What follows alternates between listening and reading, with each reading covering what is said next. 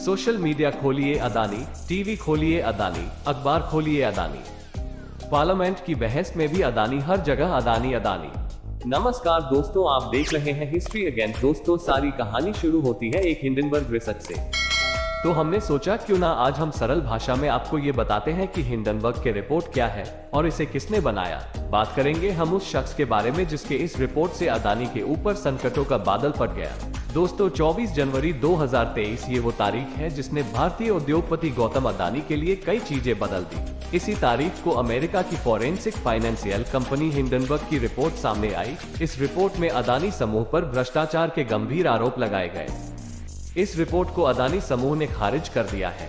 Report आने के बाद गौतम अदानी के लिए शेयर बाजार की दुनिया संकट में आ गई है। ये गौतम अदानी ही थे जो कुछ दिन पहले तक दुनिया की तीसरे नंबर के रईस थे, मगर हिंडनबर्ग रिपोर्ट आने के 10 दिनों के भीतर वो रईसों की टॉप 20 लिस्ट से भी बाहर हो गए हैं। इसके अलावा गौतम अदानी ने 20,000 करोड़ रुपए के एफपीओ को भी रद्द कर दिया था। अब सवाल ये है कि इस रिपोर्ट को छापने वाली हिंडनबर्ग रिपोर्ट के कंपनी की क्या कहानी है और हिंडनबर्ग रिपोर्ट के पीछे कौन शख्स है। सबसे पहले ये जानते हैं कि हिंडनबर्ग नाम आया कहां से। साल 1937 में जर्मनी में हिटलर का राज था।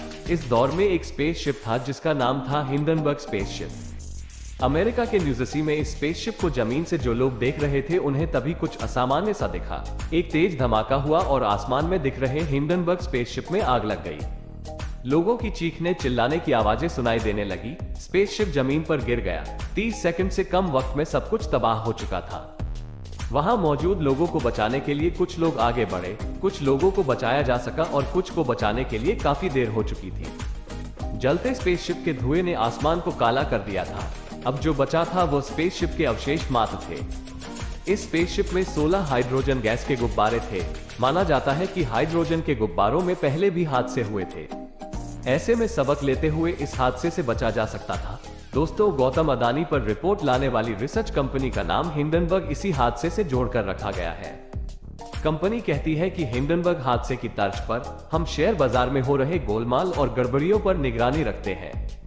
उनकी पोल खोलना और सच्चाई सामने लाना हमारा मकसद है। जैसे हिंडनबर्ग हादसे में लोगों को नुकसान हुआ, हिंडनबर्ग कंपनी कहती है कि वह लोगों को शेयर बाजार में ऐसे वित्तीय हादसों से बचाने या खतरे में पड़ने से बचाने का काम करती है। कंपनी कैसे किसी रिपोर्ट को तैयार करती है? कंपनी की वेबसाइट में इसकी जानकारी है। कंपनी बताती है कि वो जिस आधार पर वो रिपोर्ट बताती है वो काफी मुश्किल होती है। ऐसे तरीके कंपनी कुछ यूं बताती है। पहला तो निवेश के फैसले देने के लिए विश्लेषण को आधार बनाते हैं। दूसरा, इन्वेस्टिगेटिव रिसर्च करते हैं और तीसरा, सूत्रों से मिली गुप्त जानकारियों पर रिसर्च की जाती है। हिंडनबर्ग अपने बारे में बताती है कि उसके पास निवेशकों को लेकर दशकों का अनुभव है। कंपनी की वेबसाइट ने दावा किया है कि हिंडनबर्ग रिसर्च कंपनी अपनी रिपोर्ट और दूसरी तरह की कार्रवाइयों से पहले भी कई कंपनियों के शेयर गिरा चुकी है।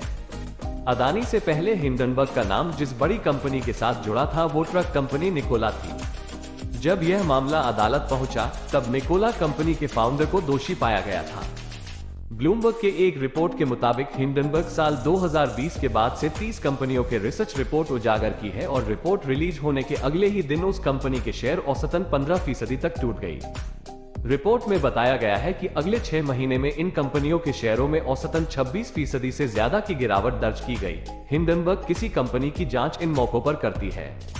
पहला तो अकाउंटिंग में अनियमितताएं मिलने पर, दूसरा अहम पदों पर अयोग्य व्यक्तियों को देखने पर, तीसरा अघोषित लेन देन होने पर, चौथा उस सूरत में जब किसी तरह की गैर कानूनी अनैतिक व्यापार या मिथ्या रिपोर्टिंग प्रैक्टिस की गई हो। हिंडनबर्ग के प्रमुख नेता नेट एंडरसन ने साल 2017 में इस कंपनी की स्थापना की थी। एंडरसन ने इंटरनेशनल बिजनेस की पढ़ाई की है और करियर की शुरुआत फैक्ट सेट रिसर्च सिस्टम नाम की एक डेटा कंपनी से की थी। एंडरसन के लिंक्डइन प्रोफाइल में लिखा है, एम्बुलेंस ड्राइवर के तौर पर काम करते हुए मैंने सीखा कि कैसे बहुत प्रेशर में काम किया जाता है। कई इंटरव्यू में एंडरसन अपना रोल मॉडल अमेरिकी अकाउंटेंट हैरी मार्को पोलो को बताते हैं। एंडरसन के रोल मॉडल हैरी ने साल 2008 के बनाम मडॉक पोंजी स्कीम से जुड़े भ्रष्टाचार के बारे में लोगों को बताया था। लेकिन इन दिनों गुरु नहीं चेले नेट एंडरसन की वजह से शेयर बाजार में हंगामा मचा हुआ है और इसका सीधा असर गौतम अदानी पर हो रहा है।